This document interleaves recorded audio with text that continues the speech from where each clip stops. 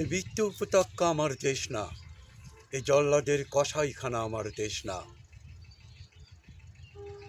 আজ 14ই ডিসেম্বর, শহীদ বুদ্ধিজীবী দিবস। আজ আমি এসেছি পণ্ড সভ্যতার স্মৃতি বিজড়িত পণ্ড বিশ্ববিদ্যালয়ের শহীদ মিনারের পাদদেশে।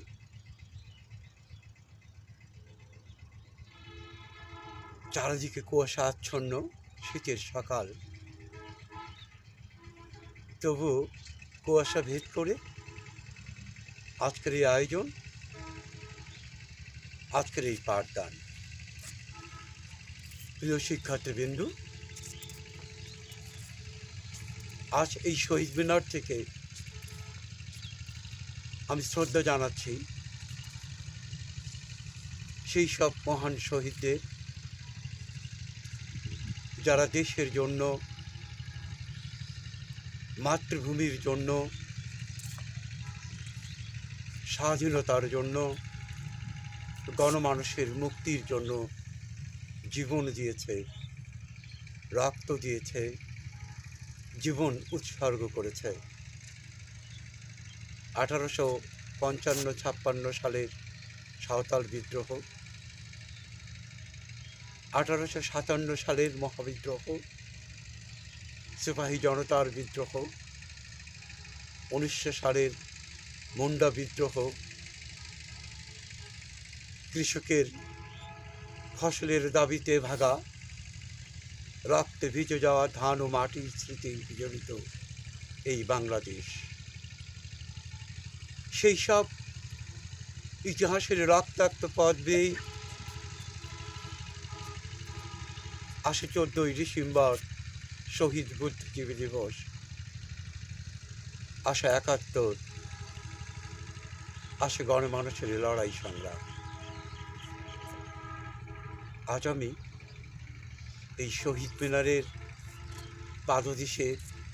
পাদদেশ থেকে শ্রদ্ধা জানাচ্ছি সেই সব মহান শহীদদের প্রতি। প্রিয় শিক্ষার্থীবৃন্দু, আজ আমি তোমাদের মানিক বন্দ্যোপাধ্যায়ের মাসপিসি গল্পটি নিয়ে আলোচনা করব। প্রথমেই মানিক বন্দ্যোপাধ্যায়। মানিক বন্দ্যোপাধ্যায়ের নাম উচ্চারিত হলেই কিছু নাম আমাদের, কিছু উপন্যাসের নাম, কিছু ছোট গল্পের নাম আমাদের চোখের সামনে ভেসে আসে। তার অন্যতম একটি পদ্মা নদীর মাঝি, অন্যতম একটি চিহ্ন, অন্যতম একটি জননী। তার ছোট গল্পের যদি আমরা নাম উল্লেখ করি তবে প্রসব, বকুলতলার যাত্রী, মাসপিসি, এমন অনেক ছোট গল্পের নাম করা যাবে। আচ্ছা, সে বিষয়ে বিস্তৃত আলোচনা হবে। আজ আমি আলোচনা করছি মানিক বন্দ্যোপাধ্যায়কে নিয়ে। এই মানিক বন্দ্যোপাধ্যায় বাংলা সাহিত্যের এক দিকপাল, এক যুগস্রষ্টা। বাংলা সাহিত্যের যে নিম্নবর্গীয় যে সাহিত্য, বাংলা সাহিত্যের যে গণমানুষের পদচারণা, গণমানুষের মনস্তত্ত্ব, প্রেম, বিরহ, কামনা বাসনা আর জীবন সংগ্রামের বর্ণনা আছে সমস্ত মানিক সাহিত্য জুড়ে। খুব কম সময়ের জীবন, খুব মাত্র 28 বছরের সাহিত্য সাধনা, তবু কম কিসে বাংলা সাহিত্যের বাঘ বদলে দিলেন, মোড় ঘুরিয়ে দিলেন কিছু রচনার মধ্য দিয়ে নিয়ে আসলেন মার্ক্সীয় দর্শন, উপস্থিত করলেন ফ্রয়েডীয় তত্ত্ব। অর্থাৎ মানিক বন্দ্যোপাধ্যায়ের যখন জন্ম, তখন পৃথিবীতে ঘটে গেছে অনেকগুলো ঘটনা। মানিক বন্দ্যোপাধ্যায় যখন জন্ম, তখন পৃথিবী খানিকটা বদলাতে শুরু করেছে। প্রথম বিশ্বযুদ্ধ, দ্বিতীয় বিশ্বযুদ্ধ, একটু একটু করে ভারতের মানুষের লড়াই সংগ্রাম, গণমানুষের উঠে দাঁড়াবার প্রতিবাদের সাহস একটু একটু করে দৃশ্যমান হচ্ছে। মানুষ রক্ত দিতে শিখেছে, জীবন যে অধিকার আজের শিক্ষা তারা নিয়েছে, দীক্ষা তারা পেয়েছে। ঠিক তখনই মানিক বন্দ্যোপাধ্যায় আসলেন 1908 খ্রিস্টাব্দে 19 মে। প্রিয় শিক্ষার্থীবৃন্দ, আজ আমি লেখকের নাম নিয়ে কথা বলছি। লেখকের 3টি নাম আমরা খুঁজে পাই। তার পিতৃ প্রদত্ত নাম প্রভাত কুমার মুখোপাধ্যায়, ডাকনাম ছিল মানিক। বাবা মা পাড়া প্রতিবেশীর আদরের নাম মানিক। সাহিত্যিক নাম ধারণ করলেন মানিক বন্দ্যোপাধ্যায়, যে নামে তিনি আজও সাহিত্য জগতে উজ্জ্বল নক্ষত্র হয়ে আছেন, সমাদৃত হন, পরিচিত হয়ে ওঠেন আমাদের প্রিয় মানিক বন্দ্যোপাধ্যায়। মানিক বন্দ্যোপাধ্যায়ের জন্মস্থান ভারতের বিহার প্রদেশের সাঁওতাল পরগনায়। গ্রামের নাম ছিল দুমকা। একটু ইতিহাস ছোট্ট করে উচ্চারণ করতে হয়। 1855-56 সাল, ব্রিটিশ শাসিত ভারতবর্ষ ইংরেজদের শোষণ, নিপীড়নের আর তাদের লোভের লেলিহান জীব, শোষণের রক্তজীব স্পর্শ করেছে, জিহ্বা স্পর্শ করেছে সাঁওতাল পল্লী। স্বাধীন সাঁওতালি রাজ্যের প্রতিষ্ঠার জন্য লড়াই শুরু হয়, যার নাম হুল। হুল সাঁওতালি শব্দ, যার অর্থ বিদ্রোহ, যার অর্থ দাঁড়ায় সাঁওতাল বিদ্রোহ। 1855-56 সাল। এই বিদ্রোহে সাঁওতালদের মূল দাবি ছিল নিজেদের অধীনে নিজের শাসন ক্ষমতা প্রতিষ্ঠা করা। অর্থাৎ ইংরেজ জমিদারকে তারা বলতে দিকু, সেই দিকুদের হাত থেকে রাষ্ট্র ক্ষমতা ছিনিয়ে নিয়ে তার নিজেদের শাসন ক্ষমতা প্রতিষ্ঠিত করা। নিশ্চয় মানিক বন্দ্যোপাধ্যায় দুমকায় জন্মগ্রহণ করে ভাগনাডিহি আর সাঁওতাল পরগনার সেই ইতিহাস পড়েছিলেন, যে ইতিহাস তাকে অনুপ্রাণিত করেছিল সাধারণ মানুষের মুক্তির সাথে, আকাঙ্ক্ষার সাথে, মুক্তির লড়াইয়ের সাথে। বন্ধুরা, 1908 সাল, 20 বছর বয়সে মানিক বন্দ্যোপাধ্যায় প্রথম ছোট গল্প লেখেন। ছোট গল্প লিখে বাংলা সাহিত্য অঙ্গনে প্রকাশ করেন। অর্থাৎ খুব বেশি সাহিত্যের ইতিহাসের গুরুত্ব খুব বেশি নয়। ইতিহাসটি হলো, এই অঞ্চলের নাম ছিল আগে 24 পরগনা। সাঁওতালদের সেই বিদ্রোহের পরে তাদের দাবির মুখে এই নাম পরিবর্তন করে নামকরণ করে সাঁওতাল পরগনা। বন্ধুরা, ফিরছি মূল আলোচনায়। মাসিপিসি গল্পের যে সকল চরিত্র, মাসিপিসির আহলদি, কৈলাস, সবাই নিম্ন শ্রেণীর এবং সংগ্রামী জীবনের প্রতীক। বাংলা সাহিত্যের সাবালটান বা নিম্নবর্গীয় সাহিত্যের যে ধারা, তা মানিক বন্দ্যোপাধ্যায় নির্মাণ করেছিলেন। তা বাংলা ছোট গল্প, উপন্যাস এবং তার রচনা শৈলীতে তিনি ব্যবহার করেছেন এবং সেই যে নিম্নবর্গীয় নিম্ন শ্রেণীর শোষিত নিপীড়িত মানুষকে তিনি দান করান বাংলা সাহিত্যের নায়ক হিসাবে, চরিত্র হিসাবে, যাকে বলা হয় স্টাইল, অর্থাৎ Manik Bandyopadhyay style of the man. ইংরেজি স্টাইল শব্দের অর্থ দাঁড়ায় একটি ধরন বা বৈশিষ্ট্য। আরও যদি একটু স্পষ্ট করে বলা যায় তবে বলতেই হয় মানিক বন্দ্যোপাধ্যায় এক যুগস্রষ্টা, গণমানুষের মুক্তির দেবতা।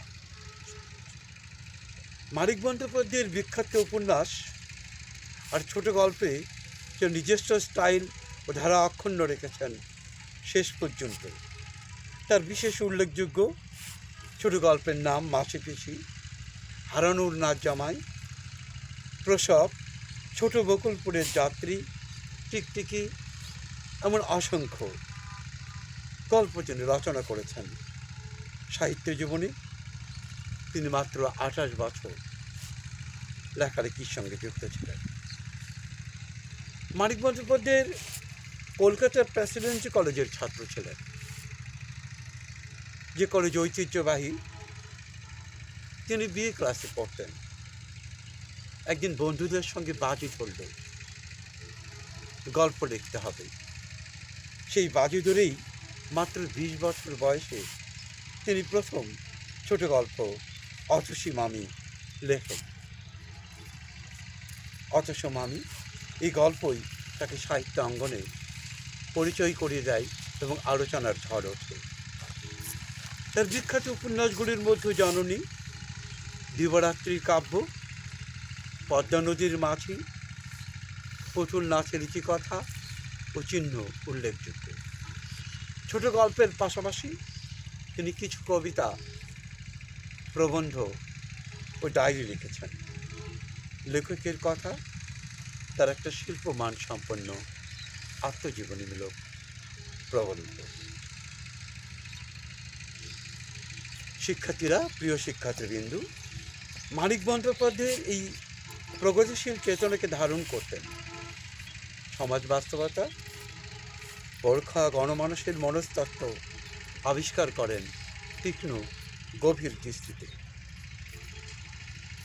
সমাজের গভীরে যে ক্ষত, নিম্ন শ্রেণীর মানুষের যে সংগ্রাম, যে শোষণ, যে নিপীড়ন ও বৈষম্যকে তিনি পাঠকের সামনে তুলে আনেন অসীম সাহসিকতায়, ভাষার নান্দনিকতায় আর গল্পের সহজ সরল উপস্থাপনায়, বিষয় নির্বাচনে। আমরা মানিকের অসাধারণ পাণ্ডিত্যের পরিচয় পাই তার ছোট গল্পে, তার উপন্যাসে। সমাজ সচেতন এই লেখকের রচনায় আঞ্চলিক ভাষার সংলাপ, সভ্যতায়ন বলে দেয় মানিক খুব সাধারণ ছিলেন না, তিনি ছিলেন অসাধারণ। তিনি ছিলেন বাংলা সাহিত্যের এক দিকপাল। আবার তার সহজ সরল বর্ণনা, আবার গণমানুষের জীবনের যে সংগ্রাম, তা উঠে আসে নিখুঁত নির্মম বাস্তবতায়। মাসিপিসি গল্পে সেই আঞ্চলিক ভাষা ব্যবহারের কিছু নিদর্শন দেখা যায়। কৈলাস যখন মাসিপিসিকে অনুরোধ করে মেয়ে আওলাদিকে যোগুর কাছে পাঠাতে, তখন মাসির মুখের সংলাপ, পেট শুকিয়ে লাঠি ঝাঁটা খেতে, কলকাপড়ার ছ্যাঁকা খেতে, খুঁটির সাথে দড়ি বাঁধা হয়ে থাকতে। মাসিপিসির এ গল্প যেমন আঞ্চলিক, সংলাপও তেমনি গণমানুষের, সাধারণ মানুষের মুখের ভাষা, তেমনি তা অর্থবহ হয়। আমরা এসব বাক্যের কিছু অর্থ খুঁজে দেখি। পেট শুকিয়ে লাঠি ও ঝাঁটা খেতে, এই সংলাপটি তৎকালীন 19 শতকের বাঙালি মধ্যবিত্ত বা নিম্নবিত্ত সমাজের নারী নির্যাতনের এক ভয়াবহ চিত্র উঠে আসে। আহলাদি কমল ফ্যাকাশে মুখ, বুড়ো রহমানের তার অল্প বয়সী মেয়ের বিয়ে দেওয়া, জোর করে শ্বশুর বাড়িতে পাঠানো, আর অবশেষে তার মৃত্যু, এসব বাল্যবিবাহের অভিশাপ চোখে আঙুল দিয়ে দেখে দেয় মাসিপিসি গল্পে। আহলাদির ফ্যাকাশে মুখ যেন তার মৃত মেয়ের মুখের ছবি। এ ছবি যেন সমাজের সর্বত্র এক রূপ তুলে ধরে মাসুর গল্পে, যেরূপ নির্মম, যেরূপ নির্যাতনের, যেরূপ কুসংস্কার, আর যেরূপ পুরুষতান্ত্রিক ঔপনিবেশিক মানসিকতা। তৎকালীন ঊনবিংশ শতাব্দীর নারী নির্যাতন, বিধবা বিবাহ, বাল্যবিবাহ এক ভয়াবহ রূপ ধারণ করে।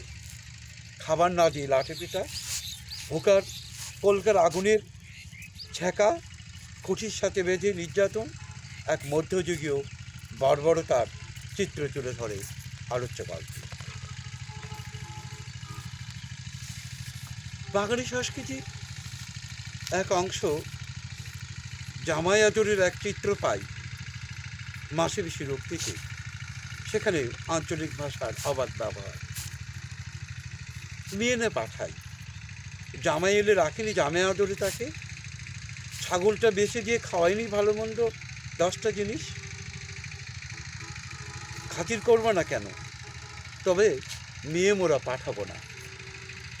একদিকে অভাব অনটন, অন্যদিকে জামাই আদরের সংস্কৃতি, ছাগল বেচে দেওয়া, দৃঢ় প্রতিবাদী চেতনা, মেয়ে মোরা পাঠাবো না।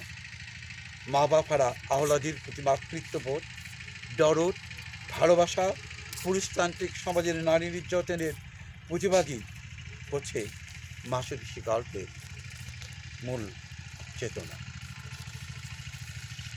আমরা অন্য একটি সংলাপে যাই, কৈলাসের মুখে। যোগমুখে বললে এবার সে মামলা করবে বউ নেবার জন্য। তার বিয়ে করা বউকে তোমরা আটকে রেখেছ কোন কুমত পাবে? মামলা করলে বিপদে পড়বি। এই কৈলাস সমাজের এক বিষাক্ত বিষ, এক দালাল শ্রেণীর চরিত্র। আহলেজি একটা শব্দ করে অস্ফুট আত্মনাদের মতো, মাসেরিশির মুখ চাওয়াচাই করে কয়েকবার।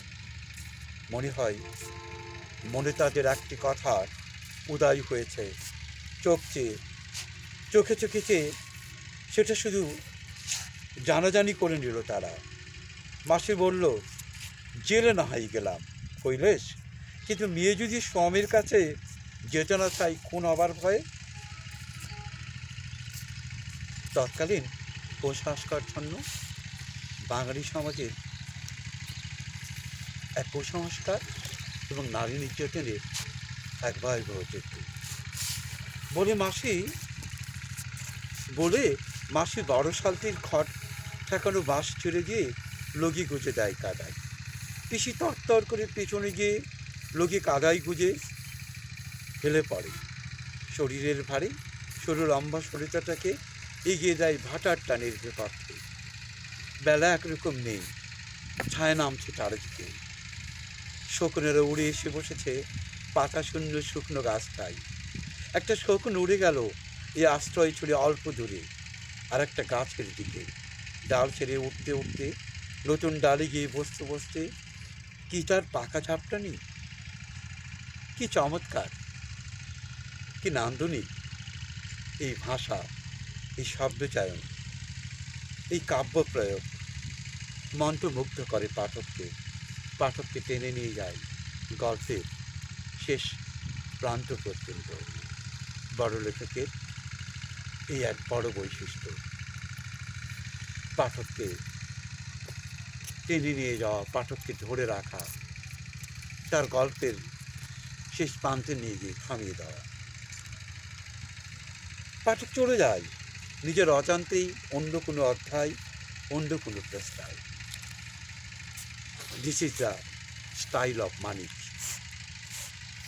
বা সাহিত্যের, এটা তার নিজস্ব ধরন ও বৈশিষ্ট্য। আমরা বহু রচনায় দেখেছি এই আঞ্চলিক ভাষার ব্যবহার আর এই মন্ত্রমুগ্ধ টান, শকুনের বর্ণনা, তার উড়ে চলার ঢং, জানা ঝাপটানি গল্পের পরিবেশকে ভারী করে তোলে। তারপর আসে কঠিন মহামারী, দুর্ভিক্ষ, যে দুর্ভিক্ষে মানুষের জীবনকে দুর্বিষহ করে তোলে।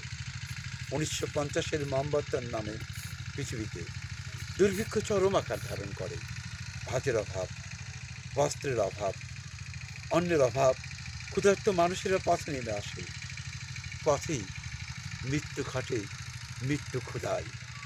সে দৃশ্য আমরা দেখেছি শিল্পাচার্য জয়নাল আবেদিনের আঁকা দুর্বৃত্তের ছবিতে। সেই সদ্যমৃত মায়ের বুকের উপর পড়ে থাকা মায়ের স্তন খোঁজা শিশুকে আমরা দেখেছি জয়নুল আবেদিনের ছবিতে। বলে রাখা ভালো, এই দুর্ভিক্ষ কিন্তু প্রাকৃতিক নয়, মানব শ্রেষ্ঠ।